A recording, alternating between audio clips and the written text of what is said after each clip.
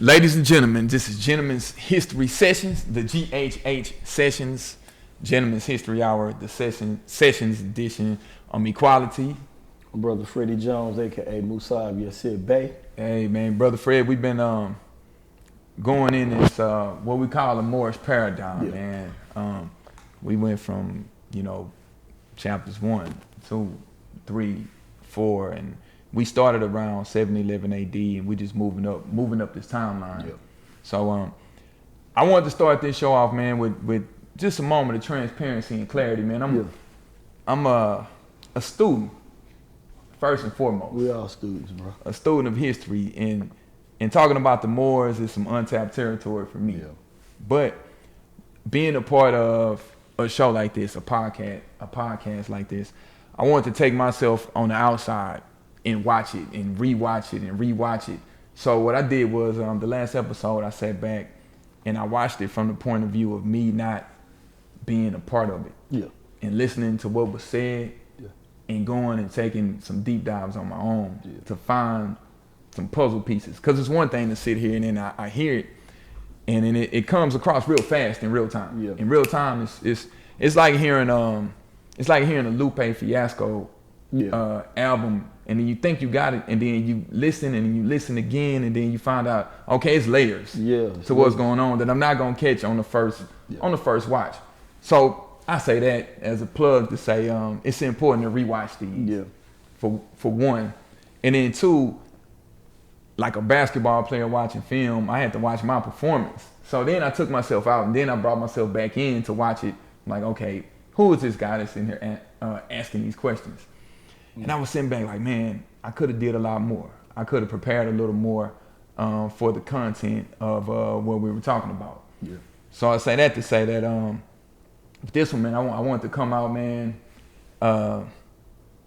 ammoed up, man. Yeah. And just from watching it and getting the jewels that I probably didn't get, I'm not even gonna say probably, that I didn't get, because in real time we're sitting here having this discussion and I'm asking you questions. You're the subject matter expert on this. You've been studying this, what, 20 years? Yeah. I wanna say 20 years deep in this. And we're putting it out here for people to have at their disposal to go and rewatch. And so certain things that you said, certain names. One was the fall of Granada, 1492. So I'm gonna start there. Start there. That's the linchpin to everything, man. The critical thing about that, because I heard that, and like I said, when I'm listening in real time, I couldn't process it because I hadn't did the research. And now from doing the research, I'm putting these puzzle pieces together. That fall of Granada marked the end of the Muslim rule. Yeah. So now we got Isabella and King Ferdinand. Ferdinand and Isabella. Two other names that came up. Yeah. They were determined to make Christians out of the Moors in Spain. And then also around 1502, the Spanish crown ordered Muslims forcibly to be converted to Christianity. Yeah. And then that 1906 was the last of the Moors still practicing Islam, but they were expelled. Yeah. So that Ferdinand and Isabella was heavy. Yeah. That fall of Granada was heavy because you set it off. And you said it on the podcast. You said this very critical. Yeah. The fall of Granada was very critical. Very. So now we go from the Moors in Spain practicing Islam to being converted to Christianity, basically forcibly.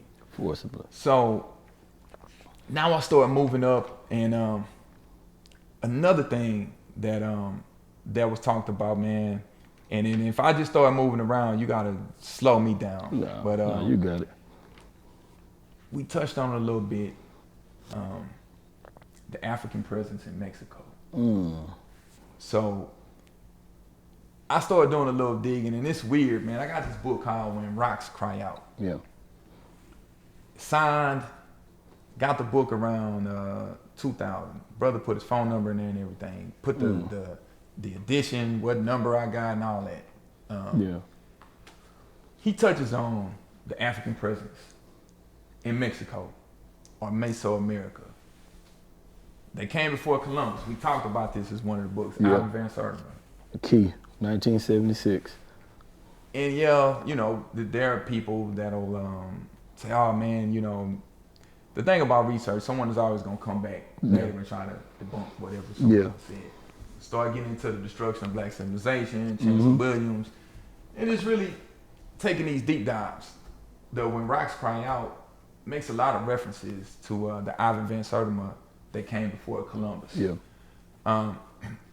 So I wanted to start with the Olmec, which was the first civilizations of the Americas.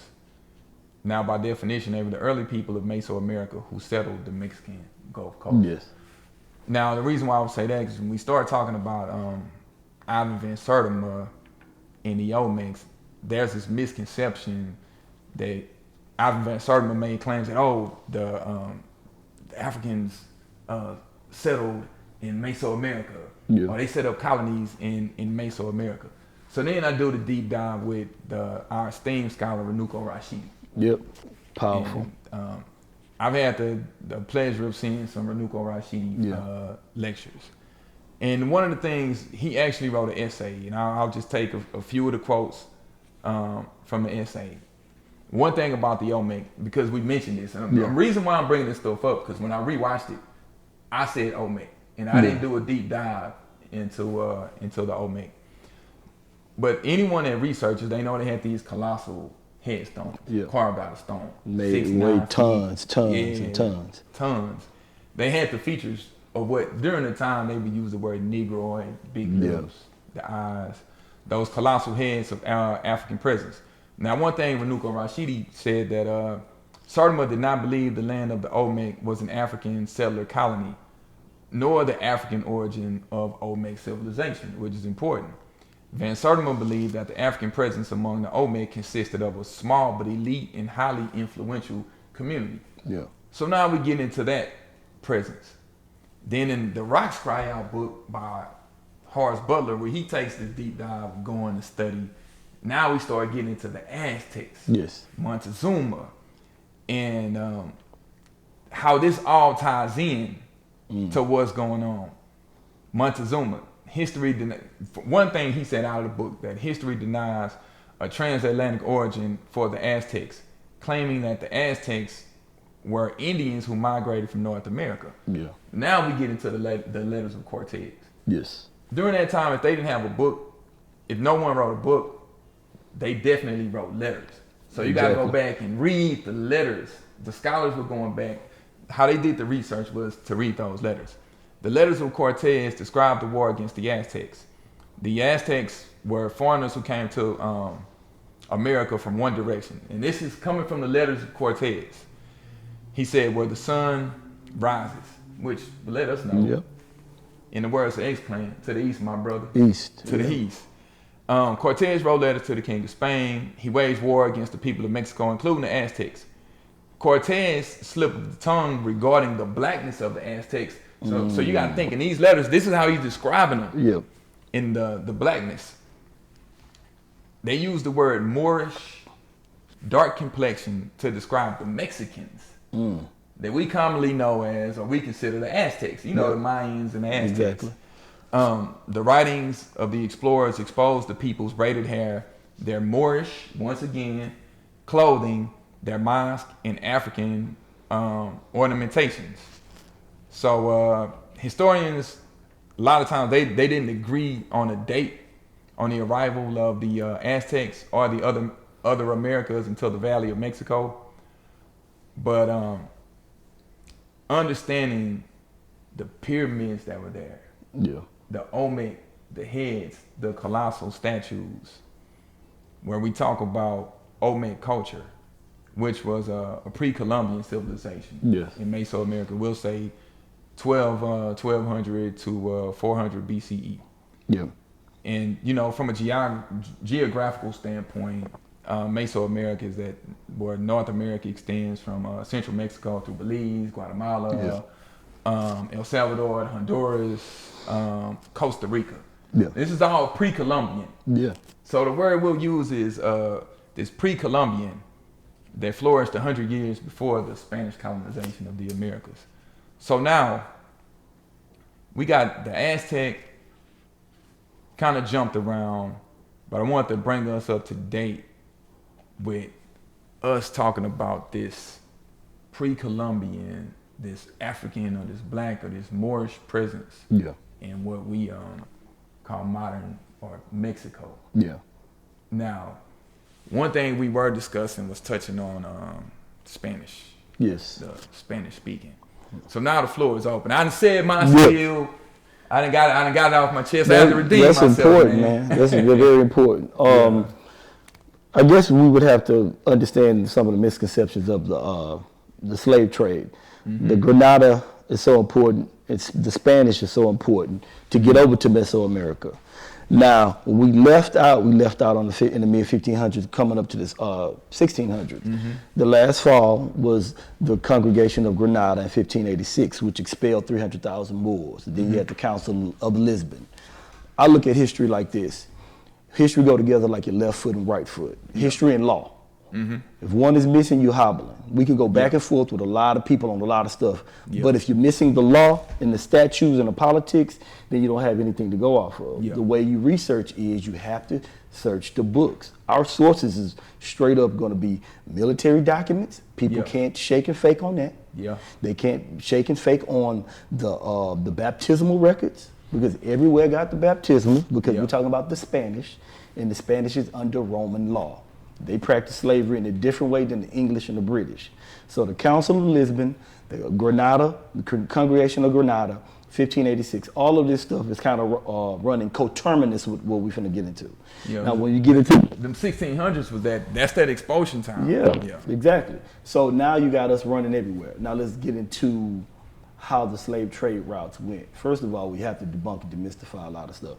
Spanish is a European language. So wherever they speak Spanish at, Colombia, Mexico, South America, Brazil, Cuba, it is a Spanish European language. So the presence there is telling, because Spanish comes out of Arabic. Anywhere you see al at, you see el at, it comes from Arabic. Boom. Now we're talking about Muslims, okay? So now what we come up to now is the 1599. 1599 are shipwrecks in Peru. You said Bolivia, and I'm glad you said that. Carrying slaves. They call them the cimarron. These are the maroons. Now my dad descends from Jamaica, called Portsmouth. I wanted that's a whole another show we can get into with the maroons. Exactly, but what I want to do an overlapping thing where you see maroons in Colombia, maroons in Cuba, maroon, but the bad boys. So the first maroons were the bad boys. And the first shipwreck you see, 1599, comes from the cimarrones getting transported over to somewhere. Shipwreck, the maroons get off. They kill the Europeans. They mate with the Native Americans. This is the Senegambia Wolof Muslims. What did the crown do in Mexico? They get pissed and they say this is jihad. Even in Spain, they're talking about something that's happened in Peru, in the Cortez and Montezuma. They're looking at this as this is our battle with the Moors. Muslims against Christians, even in Spain, even here in the Americas. Everything was about the religious and the cultural war. The Maroons wasn't nothing to be dealt with. They killed a lot of... we free here. And they killed... hey, they wasn't nothing before. Like Wu-Tang. Exactly. So they killed a lot of the Europeans, and they made it with the Native Americans. And a lot of things that I'm trying to demystify is to say, you said the Aztec were dark-skinned people. Now, a lot of the Moors that come say, well, we were already over here, We need to address that, because a lot of the Moors give this thing a black eye. The brothers who are conscious of being Moors, that's what I'm saying. Because we are Moors in North America, black people that were here through slavery or whatever. Well, DNA-wise, like Dana Reynolds Marnich says, that we're all linked to West Africa, different parts of West Africa. But when the shipwreck came, then this is when you see a lot of battles, and a lot of the slave records are in Florida, because the Spain owned portions of Florida, the whole Florida. Spain owned portions of Colombia. Spain owned portions of Mexico. Now you have Moors or black people escaping from Carolinas and Georgia to run to Spain, run to Florida to escape, because the Spanish ran slavery differently. You know what I'm saying? It wasn't like chattel slavery. It was plantation slavery and domestic slavery. Chime in real quick for the people watching. Yeah. The importance of the sea. Yeah. In the last episode, you touched on the origin of Moor in the maritime. Exactly. The importance of sea in our presence here prior to slavery, and what was being traded to build up. Because before we get to chattel slavery and the trade of humans, there were other trades going on that didn't involve humans, didn't involve black people. That's when we get into that pre-Columbian and understanding. One thing Sartama touches on is in Guinea, and he really makes a big deal about the boats and us being navigators. I'll just say the word navigators in that maritime seafaring race. When it's like pulling up, right? Yeah. I'm pulling up. Where you come from? Exactly. With that. Yeah. How did you learn? And another thing is us, and I'll credit this with the study. They didn't use the word Moor. They said Moroccan, North African, understanding that the world was not flat. Exactly. So that ties into the pre-Columbian, knowing that I can reach certain places without the myth of falling off the edge of the earth. I just wanted to bring that up. So we're talking about in pre-Columbian, we were already trading with the so-called Native Americans or the Indians, spices and golds and a different type of fabric. So we already had the history of coming here way prior to Mansa Musa sending 200 ships or before off. the expulsion of the Native Americans, I guess, with disease and everything. It was a shortage of them. Yeah, with different pathogens that they were dying off with. But the important thing that I want to get over is we're linking African American history to the Moorish paradigm in Spain, and we're threading and finding the through line to show the case, to one, that we're related to those people, we're Moors or we were the Moriscos. Two, the Native Americans, so-called Native Americans, have been here for a while, but they are African as well. At a time that it's so old, it's time immemorial when they came over here. So we are the same people. To the point where whenever we had shipwrecks with Wolof, Senegambia, or other different type of Tuareg Moors on the ship, the Native Americans would kill the Europeans and leave a lot of the Africans living. And this is in Ivan Vansertima's book, and this is in Jane Lander's book, talking about the African, Latin, Spanish prisons. That's how we get into Florida. So when you talk about Colombia, we took a trip to Colombia in January. We went to Cali, Medellin, Bogota, and Cartagena. We ended up in Cartagena. Outside of Cartagena, what I would learn when I was there studying is they had a place called Sombo, Cilicia. And that was an outside African town where they spoke multiple languages and created their own language, from Spanish to Arabic to whatever. Now what's happening in Colombia, Mexico, is an African uprising in consciousness, and they're tapping into it. That's why I recorded on my Instagram them doing African dances, because it's a consciousness, kind of like our consciousness hit with Public Enemy, with that African conscious. But they would tell you that these Sombelicia was Moros or Morenos or Wolof Senegambian Muslims. And this is in Medellin? This is in 1520. And they battled from 1520 to 1546 with the Spanish and linking in with the Native Americans in Colombia outside of what we call Cartagena. This goes on all throughout Colombia. And the interesting thing is we've been a seafaring race. You'll see more of our presence on the coastal lines in South America, North America, the adjoining islands. They call it the isthmus or the archipelago. This is a series of islands. So wherever you find water at or coastal lines, you'll find a blacker presence. Now, when you go in excursion up into these places, you get it kind of get tenuous, but you got to search a little harder for the Moorish or the African presence. But you see more on the coastal line because of how sugar grew, how the plantations, all of that comes into play, or why we were on these coastlines coming in well before Columbus. Now, the interesting thing is they have a scholar by the name of C. Eric Lincoln, who was a big proponent and he was very critical of the Nation of Islam. And he used to meet with Elijah Muhammad. He used to debate with Malcolm X. You can YouTube or look up see Eric Lincoln's interviews with Malcolm X. He goes back and forth about Islam because his background is religion. But he states in his book that Queen Isabella, King Ferdinand had Spanish explorers over here. In the letter, he points out. Over here meaning? Up in the Americas, South America, because Columbus didn't come to the Bahamas and things like that. He saw mosques on Bahama hilltops. But what they were saying in the letter was, try not to bring so many blackamoors with you on this exploration because it's at the Christian cost because the blackamoors are converting too many of the Native Americans.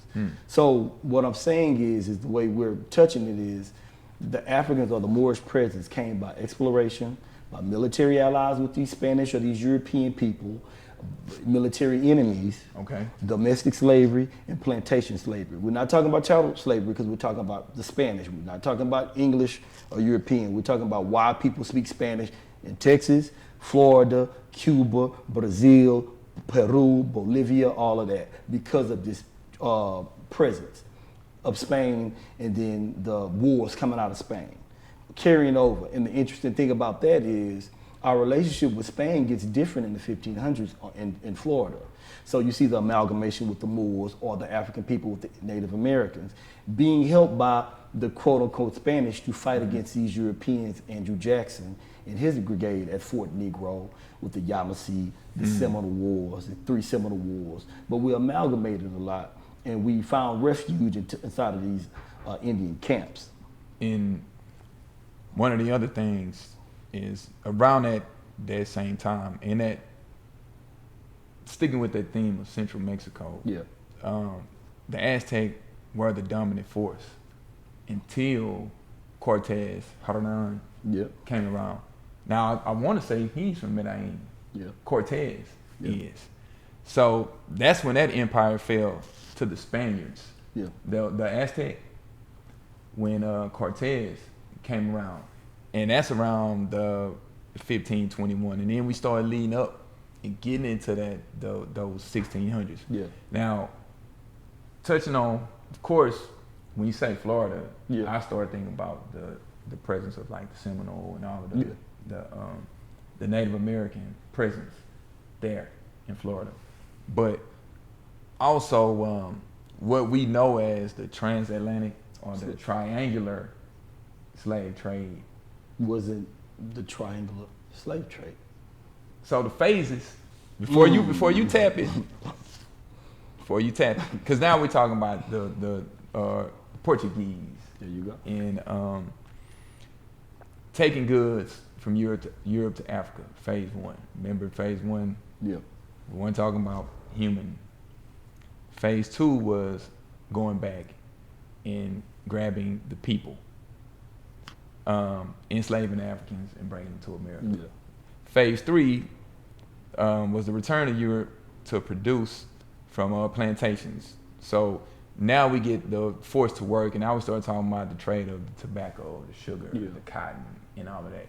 Because from what I understand, the what didn't initially start as human, quote unquote, slave trade was just the goods. But then, with the Europeans being who the Europeans are, saying we need a workforce. Now to get that workforce, that's where we get, we can enslave these Africans. We're talking about plantation slavery. Plantation slavery. So we're not talking about chattel slavery. We're talking about Spanish. They're under Roman law. How people become slaves and still enslaved through the father bloodline. Cortez is very important. But before we go into that, you're talking about tobacco. We're talking about and that's sugar. Just transatlantic. Exactly. That's just that what we call that transatlantic middle passage. And I want to debunk some of the things on the slave ship. So what are some of the misconceptions of the slave trade, and what are the consequences of the misconception of the slave trade? That's the question. Now, transatlantic meaning across the Atlantic. Well, we know that in the 1600s, because that's where we're at now. In Craig Stevens' book called Ebony and Ivy, how the Ivy Leagues were established, he has notes that the first African that was on Harvard campus as a slave to a student, because back in the day, you bring your slave with you like he's a laptop. You get what I'm saying? Yeah. So the brother is called the Moor. He gets there through the Caribbean slave trade, trading 10 Indians for 3 Moors.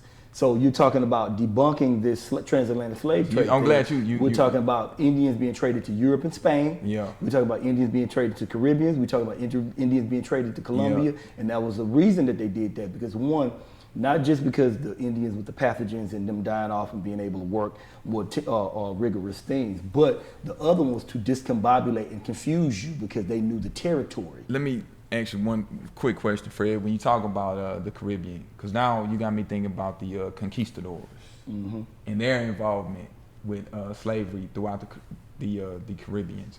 And that's where, I would encourage people to get a map. Very important. And really understand the map and look at the waters. So when we make these references, you kind of understand, you talk about the Caribbeans and where we were getting dropped off. Exactly. But I didn't mean to interrupt. No, but that's perfect, because we have to look at the map and to kind of weed past all the debating. The 2 places in this country that had kept the best records to this day, you can go online, but you can go there. I've been there before. St. Augustine, Florida. They have the oldest records in North America, in Vanderbilt University. They kept up with this. So does Seville, Spain. They kept the records in the West Indies, and they kept communication with the King of Spain after. So let's go back to debunking the myth of these trades, these slave trades. Yeah. Now, when you talk about the slave trade, we got slavery being going every which way. So it's not just across the Atlantic. You got Indians being traded into South America, North America, whatever, across the Atlantic. And even so, you had a brother from Mozambique get traded, not traded, but he comes to Japan, not Atlantic. He comes with a Jesuit Italian, and they have an animated TV series called Yasuki. Yasuki is a Japanese anime, but it's about a Moor or a black man being vassalage or a slave to a European or Italian Jesuit. And he comes and he becomes a samurai. They're saying this is the 1540s. Coterminous with all the time that we're talking about, the expulsion of the Moors here, this is going on with Cortez. All of this stuff was happening coterminously, and some of these events are concomitant events because they're battling against the Muslims around the world, because they're checking the trap houses of everything that we ran in the Moorish Empire. Well, let me ask you this. What would you consider one of the common myths of the slave trade? And I think that how the routes were ran, that's one common myth. If you have brothers going into Japan and being traded off into, and not in the type of, because what we need to look at is the time we're talking about, before you get to the mid-1600s, it wasn't about race. This is 16th century to 19th century. When I say transatlantic slave trade, it's that 16th to 19th So century. it wasn't about race. The role that the Moors played, because we're going to have to tackle that, because Moors were participated in slavery. They talk about the Arabs and Turks, but the Moors, they participated in slavery, but it wasn't about race. Spanish picked up the same principles because the Moors and the Spaniards battled, and then they were bedfellows and all of that. So initially it wasn't about race, it was just about the exploitation of labor, or just indentured servitude. We didn't get to perpetual slavery until the mid to late 1600s at the Virginia Assembly.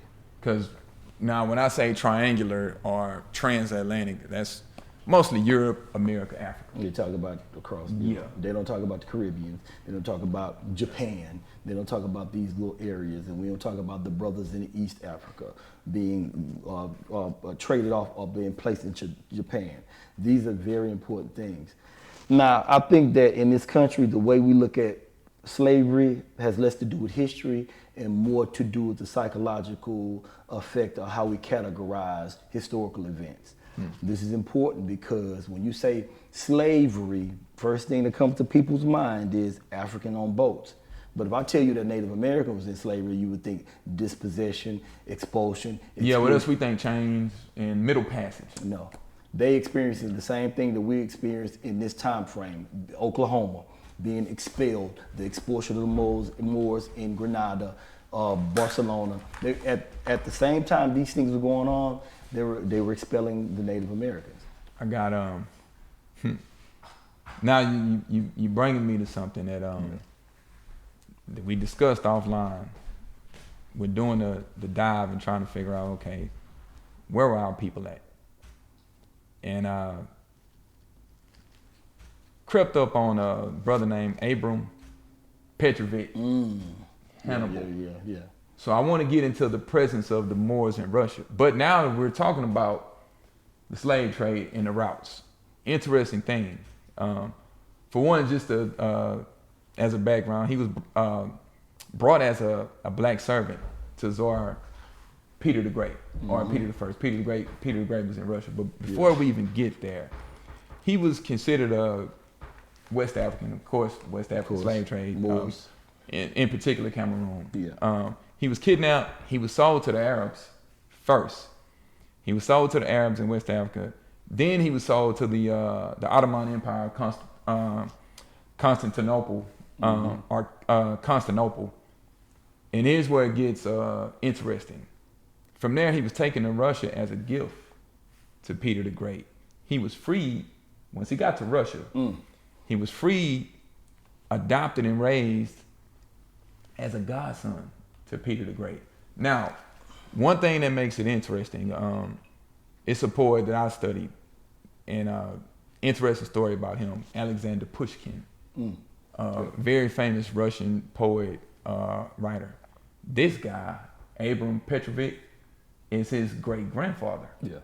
Because he had, I want to say he had maybe 11 kids. This is all happening in Russia. Yeah. This is considered the Moorish presence in Russia. Coming from West Africa, being traded. You're debunking the transatlantic slave myth. You're talking about what I'm talking about. The Arabs, then the Ottoman, and then taken to Russia as a gift. This is a human being being taken as a gift, and then they adopt him. Now, this is the cold thing about us. He became a military engineer, a major general. He excelled in the arts and science and warfare. He rose to captain during the French and the Spain War. Now, during that war is when he adopted the surname of Hannibal. They spelled it with a G because of Russia. H and G. But the Hannibal that we know out of Carthage with the elephants. Yeah.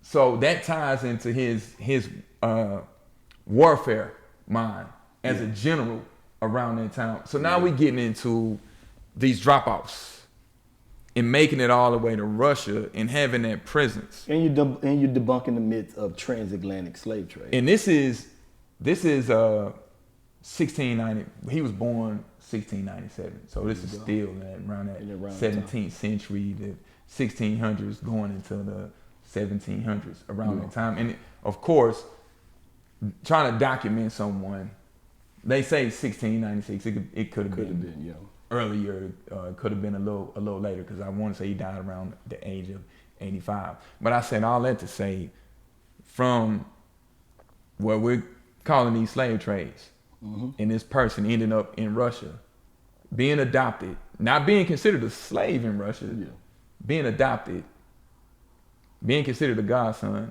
and then being a descendant of this Russian writer, Alexander Pushkin. So all this stuff kind of comes into play, and we start talking about the slave trade and our presence in different places. Yeah. Starting in Mesoamerica, and we talked about the Olmec, and we talked about the deeper dive of the African presence in Mexico, and I would say Black Mexicans. Yeah. And you just came from Russia. This is a big swath of the world that we're covering in just a little bit of time, the Moorish presence. And how the Aztec and the Black presence in Mexico, and Cortez, and describing the Moorish complexion, the Moorish clothing, and then building it up, and like you said, debunking some of the myth, because a lot in school we hear about transatlantic slave trade. That's what we hear about. now they don't delve into the Caribbean a lot of times. No. In the other places where we were dropped off. And it kind of ties into the whole talk about reparations and, you know, the African descendants, or what's the group? African descendants of slaves or something like that. The ADOS? Yeah, the ADOS. Yeah. And, you know, all of that kind of has a tie. But I really just wanted this session to really start on that African presence in Mexico, and then building up to that African presence. And I want you to stay in Russia. But before we go to Cortez, because I need to talk about that and to let's get kind of draw the direction and ferret through that part. But it's a book called The Orientalist by Tom Rees, and it's about a Jewish man. And when you ever get this book, or just Google it, The Orientalist. On the cover, it's a Jewish guy, a Sephardic Jewish guy, on the cover with his legs crossed like this with a fez on. When you hear about his extraordinary life, he had to survive in Russia by pretending to be a Muslim because they had a lot of respect. You said the Ottomans. The Ottomans, they had the Beys, Els, and the Alis. This was a Muslim, or at one point it was a Muslim presence. The Muslim... Which is ironic because with Ferdinand and Isabella, and like, hey, you got to go. If you want to accept Christianity, you got to go. You got to go. So it was almost like refuge. And there were a lot of places we had refuge, but that was one of the places. But in the book, they're talking about Moorish dilapidated palaces. And you're talking about at a time where you're talking about it's dilapidated by centuries. So it's been there for years, and it goes back to cannibal carnage, elephants on mountains, in Siberia, in his strategy. Our presence had already been there. Cortez, I want to get back to that. Cortez comes and he finds blacks or Africans, Moors living with Native Americans and Spanish people. Because you talk about a shipwreck, because there was multiple shipwrecks, because then they came before Columbus, he mentioned shipwrecks. You talk about a Wolof tribe, a Muslim tribe. But they had been there for so long when Cortez, by the time Cortez get there, the Spanish that he sees, that he knows is the lineage to Spain, they don't want to come back. They say, no, these are people. We've already learned the ways of the Indians and African. Their cultures have melded together. That's how you get the book called The Mexican Pyramid, when Cortez and the crew are decapitating the heads of Aztecs, putting them on swivels for practicing Moorish science, alchemy, astronomy. This was the reign against the Muslim presence, or this is the continuation of Granada and the beef with the Moors and the religion and the culture. They didn't want to come back, so it was a war. They went back and told the king, they came back with reinforcement, and this is how you get the Cortez battle in the Yucatan. Yeah. That's the dive I need to go on next, the Yucatan. The Yucatan. I've heard that. And in the Mexican Pyramid. We've talked about that a few times. In the book, The Mexican Pyramid, man, I was just reading because I wanted to find out more about the pyramids and the Egyptian presence. And just lo and behold, just studying that, then I found this only part in that book was called the Moorish science of them killing the Aztec for practicing Moorish science. How did it get there? Because Moors had already been coming there prior to the Wolof being shipwrecked and amalgamating with them. That's how you get the presence. Yeah. But prior to that, we were going there, and then you get the shipwreck. That's a whole nother wave. So when I say that, when the Moors are saying that, hey, we've been here, we Native Americans, you got to understand that they're not positioning their argument right, because they're saying we've been here, we're Native Americans, meaning literally Native Americans are the natives to America. The thing is the presence of Native Americans here is African, and this has been thousands of years. You get David Imhotep in the original Americans were African book. He's talking about 30,000, 50,000 years. They came here long ago from the East. But besides that, when the Moors talk about our presence here and we being Native Americans, you see the amalgamation in Florida from the slave trade or wrecked ships or us coming here or these people looking like us. And that's another way we tie in, because we had kids with them. They have a thing that the European Spanish used to come over, and they used to just fawn over the admixture of different people. And they had paintings called caste families of Native American and Africans blend, and they used to love this light skin or this Melungeon. But the mulatto, during that time they would call them mulatto. And they would make paintings out of this, and they would gander at the winsomeness of this blend that happens over hundreds and hundreds of years. So when the Moors say that we're native here, the other part of that, we're native here by sanguinity or bloodline, because we amalgamated during the wars against the Spanish. This is why you get brothers running from different European English colonies to Spanish colonies, because in the Spanish colonies, you have Roman law where you can get out of slavery.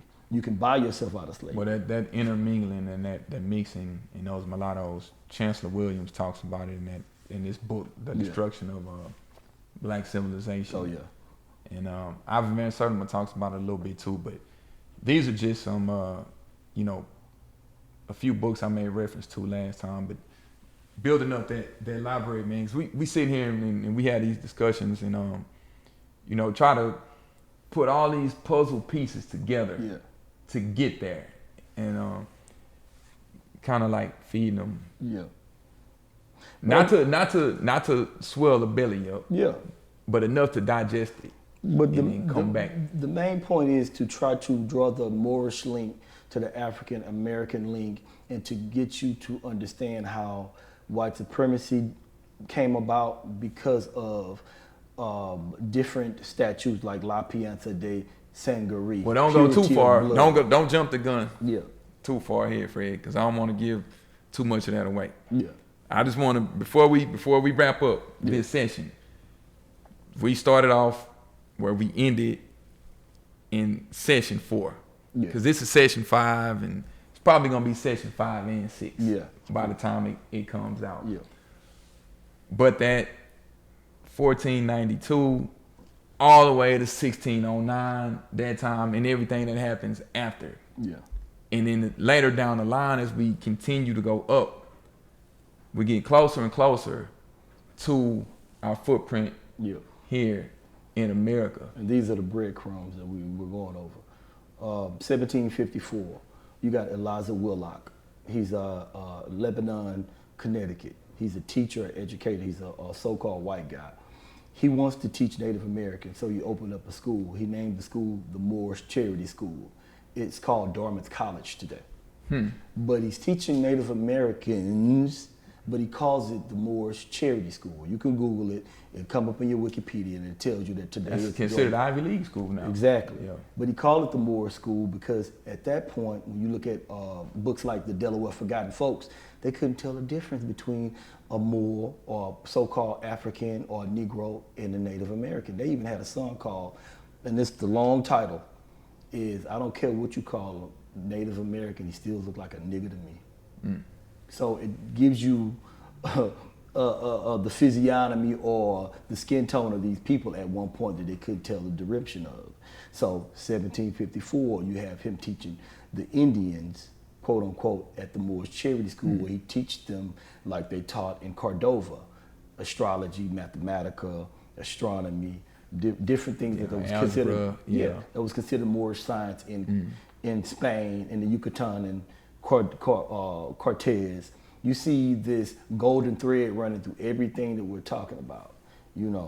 Everything that we're talking about, it all links back to our experience here. And you can call it whatever you want to call it, but I'm not trying to convince people that they're Moors. I'm saying that you can't get up where you didn't fall at. So our history here links directly back to Spain because those politics come here, but we fell under the guise of being Moors. Now, when you go to Colombia, I've been to Spain, they call it Moriscos, Moro, Moreno. In Puerto Rico, they have the Puerto Rican Day Parade in Puerto Rico where they give homage to the Moors. It was on CNN, the special last year. With the different ways of saying the same thing. Same thing. And in Cuba, they have a dish called black beans and white rice. They call it the Moros and the Cristianos. And they call it that because of the Moors and the Christian battles, the whites and the blacks battle. But it's a dish there. So you see that in Cuba. You see it in Brazil. You see this same thread running through the presence of Northwest, the influence of North Africa, Northwest Africa. Now, when you say God, Son, in Russia, that's why I said the baptismal records are very important, because that was another way you got out of slavery under Spanish rulership or under Spanish plantation slavery. to marry and become a godfather or godparent or godson or goddaughter to a Christian. That was another way of getting out. So when people say that you could get out of slavery being a Christian, you need to know what type of slavery they were in. It was under Spanish rule. It wasn't under Britain because there was perpetual slavery going on. Oh, you started talking about Britain. That's harsh. Yeah. There was things that brothers didn't understand, like well, that ties all the way into the Caribbean influence. Yeah. That Britain, the colonization. And Hubert Harrison, when he came here before British Garvey, colonization. when Hubert Harrison got here and Garvey looked up to Hubert Harrison, he came here, he didn't understand this type of slavery because he came from the Caribbean. He was like, well, this is not, because under Roman law, which Spain was under, it was a different type. You can get out of slavery. You can buy yourself out of slavery. You can marry out of slavery. You can become a Christian. The Wolof tribe are the Maroons, who my dad is bloodline, and his mom are Maroon and a part of the Wolof tribe. They ran away from slavery into the jungles. Oh, they fought. And they went isolated. You know what I'm saying? They fought until... And they spent bread to defeat them. Now, when people caught that L over here in the Bahamas and Haiti, they couldn't let it stop because it would have sent a bad message. So they kept fighting. And some of the Wolof or the Maroon would go into the jungles and set up shop. Well, that's two things. I didn't mean to cut you off, Fred, but just because it's in my head. Got to do a session on the Maroons, got to do a session on Haiti. Yeah. And really do the deep dives on the independence of Haiti and what was going on and fighting for their independence. But I didn't want us to go too deep. I want you to give us some little bit of homework for next week. Yeah. And thinking about what this next session is going to be. Well, we're dropping breadcrumbs to Noble Drew Ali in the Moorish Science Temple. That's the build-up. If we cannot deal with this part, you're not going to understand what Noble Drew Ali was saying. Hey, come all ye Asiatic, hear the truth about your birthright. You're not Negroes, black, or colored, you're Moors. That's the homework. That's the homework. And before we leave off from that, it's a book called Africans and Native Americans.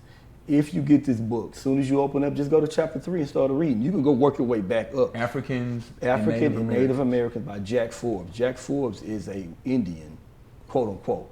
And in the book, the name of the chapter is Negroes, Moors, Natives, Red Men, Black Men. These are all interchangeable terms for the people that look the same. Hey, ladies and gentlemen, once again, I'm Equality. I'm Freddie Jones, aka Mu'sab Yasir Bey. And it's always a pleasure, Brother Fred, man. It's always a way to exchange knowledge, man. Back in the day, we say, like having a cipher, man. Yeah. Just having a good old-fashioned cipher. Brought out the book. Man, I had to bring out the books. Had a book sitting up, man. I hadn't touched in like 20 years, man. And just from doing this show, it made me grab this book. And you knocking off dust on here, my books, because there are a lot of books. But 2 books I want to leave because I like to leave with sources. We got to have some sources. Mm-hmm. But 2 books in particular. You have Prince Among Slaves and The Fortunate Slave. I had a professor who was from West Africa. He told me to get The Fortunate Slave. That's where you'll see these people were called Moors, and they were in slavery for 40 years. And when they found out they was Muslims, they would release them from slavery because of the deal that they had with Morocco. Mm. And we need to talk about how big Morocco was when we go into Noble Drew Ali and what they owned in the territory. Yeah, that's the origin. One of the origins. Yeah. But ladies and gentlemen, and this is one of the good ones, man. Yeah. Gentleman's History Session. This is the sessions where we can just really dig as deep as we can and stretch it out, man, and build up this case so at the end people have the volumes and they can go back. Yeah. And then they have it, and then they can take it, and they can do their own research. So much more, man. I just can't wait, man. So, we're building these up.